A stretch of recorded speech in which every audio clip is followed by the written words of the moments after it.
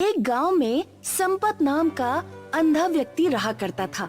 उसकी पत्नी रुक्मणी संपत का बिल्कुल भी सम्मान नहीं करती थी। वो दिन रात संपत को उसके अंधे होने के ताने मारती रहती थी और संपत को भूखा भी रखती थी। संपत बेचारा गांव में कुछ घरों से रोटी मांगकर अपना पेट भर लिया करता था। एक दिन संपत एक दुकान पर बैठा हुआ था कि तभी गांव का एक बिगड़ैल युवक मनोज आकर संपत से बोला, सुना है आजकल तुम्हारी पत्नी तुम्हें भोजन नहीं दे रही। कितनी बार कहा है मनोज कि अपने काम से काम रखा करो। अरे मैं तो बस ऐसे ही पूछ रहा था, तुम तो मेरी बात का बुरा मान गए। क्योंकि ये मेरे परिवार का निजी मामला है और तुम इसमें दखल ना दो तो ही अच्छा है। अपने काम से काम रखो। तो अपने घर के निजी मामले अपने ही घर पर रखो ना। अपनी पत्नी को कुछ मर्यादा सिखाई है या नहीं सिखाई? तुम कहना क्या चाहते हो मनोज? यही कि तुम्हारी पत्नी का चक्कर गांव के मुखिया के पुत्र राकेश के साथ चल रहा है। कल तो मैंने खुद अपनी आंखों से उन दोनों को हंसी मजाक करते हुए देखा था। राकेश तो भाभी से ऐसे मजाक कर रहा था जैसे कि वो उसकी पत्नी हो। अपनी जुबान पर थोड़ा काबू रखो। तुम जानते भी हो कि तुम क्या बोल रहे हो। तुम मेरी पत्नी के चरित्र पर आरोप लगा रहे हो।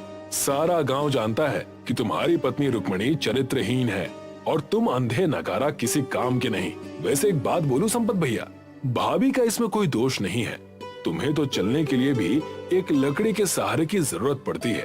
भाभी ने तो तुमसे विवाह करके तुम्हारे ऊपर बहुत बड़ा उपकार किया है। तुम्हारे लिए तो यही बहुत है कि तुम्हारी एक पत्नी है, वरना इस गांव में बहुत से ऐसे हट्टे कट्टे युवक भी हैं जो बेचारे कुंवारे ही घूम रहे हैं। मनोज की बात सुनकर संपत क्रोधित होकर अपने घर आ गया और अपनी पत्नी रुक्मणी से बोला, ये मैं क्या सुन रहा हूँ रुक्मणी? तुम मुखिया के लड़के के साथ हंसी मजाक करती हो, वो भी अश्लील तरीके से। ये तुमसे किसने बोला? मनोज ने। और सिर्फ मनोज ने ही नहीं, गांव के न जाने कितने लोगों से मैं तुम्हारे बारे में घटिया बातें सुन चुका हूँ। तुम्हें शर्म आनी चाहिए रुक्मणी। तुम्हें सोचना चाहिए कि तुम किसी की पत्नी हो। अगर ऐसी ही बात थी तो फिर तुमने मुझसे शादी क्यों की? मैं तो बचपन से अंधा हूँ। तुम इस बात को जानती थी? हाँ किया था, तुम्हारी जमीन जायदाद के लालच में किया था। पर मुझे क्या पता था कि तुम्हारा नाकारा पिता वसीयत में ये लिख कर गया है कि उसका अंधा पुत्र संपत किसी भिखारी के नाम तो अपनी संपत्ति कर सकता है, पर अपनी पत्नी के नाम पर नहीं कर सकता और न ही उसे बेच सकता है। मेरे पिताजी के बारे में बुरा भला मत बोलो रुक्मणी। वो जानते थे कि मैं अंधा हूँ और लोग मेरा फायदा उठाएंगे। इसी वजह से वो इस तरह की वसीयत करके गए हैं। और वैसे भी मेरी संपत्ति का जितना भी किराया आता है उसे तुम ही रखती हो रुक्मणी, और उसमें से मुझे एक फूटी कौड़ी भी नहीं देती। यहाँ तक कि तुम मुझे धोखा देती हो, मुझे पेट भर का भोजन भी नहीं देती। गांव के दूसरे घरों से मुझे मांग मांग कर अपना पेट भरना पड़ता है। इसके बावजूद भी मैं तुमसे कुछ नहीं कहता। अरे अगर मैं इतनी ही बुरी हूँ तो चले क्यों नहीं जाते यहाँ से? रुक्मणी की बात सुनकर संपत बहुत भावुक हो गया। ठीक है रुक्मणी, मैं जाता हूँ और वापस लौटकर कभी नहीं आऊँगा। हाँ हाँ जाओ, मुझे भी तुम्हारी कोई जरूरत नहीं है। संपत बेचारा अपने घर से रोता हुआ सड़क की ओर निकल गया और एक रोड पर जाकर बैठकर रोने लगा। तभी वहाँ पर गांव का व्यक्ति बलवीर, जो कि एक ट्रक ड्राइवर था, संपत के पास आकर बोला, अरे क्या हुआ संपत भैया? क्या तुम्हारी पत्नी ने तुम्हें घर से निकाल दिया जो यहाँ उदास बैठे हो? कभी कभी मैं सोचता हूँ बलवीर भैया कि भगवान ने मुझे जीवन ही क्यों दिया, और अगर दिया तो मुझे अंधा क्यों बना दिया? अरे संपत भैया, तुम तो रो रहे हो, क्षमा करना, मैंने तुम्हारी आंखों पर गौर नहीं किया।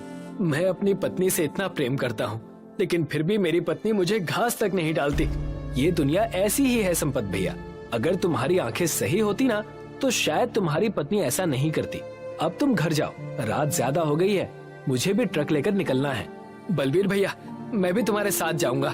संपत भैया, मुझे बहुत दूर जाना है। मुझे गाड़ी का माल लेकर पंजाब निकलना है और पंजाब यहाँ से 2000 किलोमीटर दूर है। तुम थक जाओगे। नहीं बलवीर भैया, मैं कुछ महीने अपने गांव और अपने घर से दूर रहना चाहता हूँ। कृपया करके मुझे भी अपने साथ ले चलो, या फिर तुम भी मुझे इस गांव के लोगों की तरह बोझ ही समझते हो। कैसी बातें कर रहे हो संपत भैया? भला मैंने तुम्हें कभी बोझ समझा है क्या? अरे मेरी पत्नी जब भी रात का भोजन बनाती है ना तो मुन्ना से बोलती है कि जाकर संपत भैया को बुला ला, उनकी पसंद का भोजन बनाए। अब चलो मेरे साथ। बलवीर एक दयालु स्वभाव का व्यक्ति था। संपत बलवीर के साथ ट्रक में बैठ गया। आधी रात तक ट्रक चलता रहा। अचानक ट्रक के चारों टायर में एक ब्लास्ट हुआ। क्या हुआ बलवीर भैया? पता नहीं संपत भैया, आज तक तो ऐसा कभी हुआ नहीं। इतना कहकर बलवीर ट्रक से उतर गया और संपत भी। ये तो ट्रक के चारों टायर बुरी तरह से फट गए हैं और यहाँ पर आसपास से ट्रक भी बहुत कम गुजरते हैं। हम तो फंस गए। संपत घबराते हुए बोला। अब क्या होगा बलवीर भैया? सोचने दो संपत भैया, कोई ना कोई तो हल निकालना पड़ेगा, नहीं तो हम दोनों इस जगह पर भूखे प्यासे ही मर जाएंगे। तभी बलवीर की नजर नजदीक खड़े एक ट्रक पर पड़ी। ट्रक को देखकर बलवीर बुरी तरह से हैरत में पड़ गया। वो ट्रक रात के अंधेरे में बुरी तरह से जगमगा रहा था। बलवीर दौड़ता हुआ उस ट्रक के पास पहुंच गया। ट्रक को देखकर उसकी आंखें विस्मय से फटी की फटी रह गई, क्योंकि वो ट्रक पूरा मिट्टी का बना हुआ था। बलवीर संपत की ओर देखकर बोला। संपत भाई, मुझे तो यहाँ पर कुछ गड़बड़ लग रही है। इस तरह का ट्रक मैंने अपने जीवन में कभी नहीं देखा। मिट्टी का ट्रक ऐसे बना हुआ है मानो जैसे कि पूरा का पूरा असली हो। ध्यान से देखो बलवीर भैया, हो सकता है इसका मालिक भी इसी में मौजूद हो।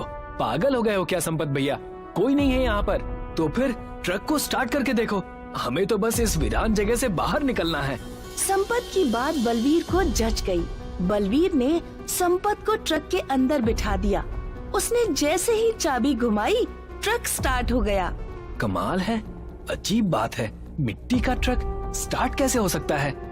बलवीर ने गियर डाला ही था कि तभी एक बड़ा सा घेरा, जो कि दूर से बिल्कुल ब्लैक होल की तरह मालूम होता था, बलवीर के सामने बन गया और वो ट्रक अपनी फुल रफ्तार से उस ब्लैक होल में समा गया। उसके अंदर अंधेरा ही अंधेरा था। बलवीर चीखते हुए संपत से बोला। संपत भैया, तुम ठीक तो हो? यहाँ पर तो अंधेरा ही अंधेरा है, कुछ भी दिखाई नहीं दे रहा। मुझे तो डर लग रहा है। अरे बलवीर भैया, मेरे जीवन में तो पिछले 25 सालों से अंधेरा है। मैं भी किससे पूछ रहा हूँ, संपत भैया तो बेचारे स्वयं अंधे हैं। तभी बलवीर को सामने सूरज उगता हुआ नजर आया और देखते ही देखते वो ट्रक एक रोड पर जाकर खड़ा हो गया। बलवीर संपत को लेकर उस ट्रक से बाहर निकलकर आ गया और हैरत से चारों ओर देखने लगा। उसने देखा कि सूरज सर पर था। क्या हम पंजाब पहुंच गए? पंजाब नहीं संपत भैया, हम तो पता नहीं कहां पहुंच गए, समझ में नहीं आ रहा। अभी कुछ चंद सेकंड पहले तो इस ट्रक में बैठे हुए थे, अचानक इतनी जल्दी दोपहर कैसे हो गई? और ये कौन सा गांव है? मुझे तो कुछ भी समझ में नहीं आ रहा। लगता है हमने इस ट्रक में बैठकर बहुत बड़ी गलती कर दी है। इससे तो बेहतर हम उस सुनसान वीरानी जगह पर ही थे। इतना कहकर बलवीर ने क्रोधित होकर एक घूंसा ट्रक पर मार दिया। बलवीर के घूंसा ट्रक में पड़ते ही उस मिट्टी के ट्रक में धूल उड़ने लगी, मगर जैसे ही वो धूल के कण संपत की आंखों में पड़े, संपत को सब दिखाई देने लगा। मुझे अब दिखाई दे रहा है बलवीर भैया, तुम तो काफी लंबे और चौड़े हो। क्या मजाक कर रहे हो संपत भैया? मजाक नहीं कर रहा बलवीर भैया, सच कह रहा हूँ। तुमने इस वक्त नीली कलर की पगड़ी, ब्लैक कलर की पैंट और लाल रंग की शर्ट पहन रखी है। अरे वाह, तुम्हें तो सब कुछ दिखाई दे रहा है संपत। तभी संपत उस जगह को बहुत गौर से देखने लगा।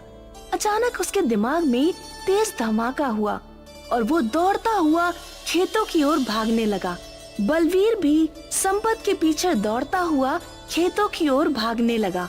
तभी संपत की नजर एक बच्चे पर पड़ी, जो कि कुछ बच्चों के साथ झूला झूल रहा था और बच्चों से जिद कर रहा था कि वो झूला बहुत तेज झुलाएं। संपत ये दृश्य विस्मय भरी नजरों से देखते हुए बलवीर से बोला। बलवीर भैया, तुम्हें पता है कि बच्चा कौन है?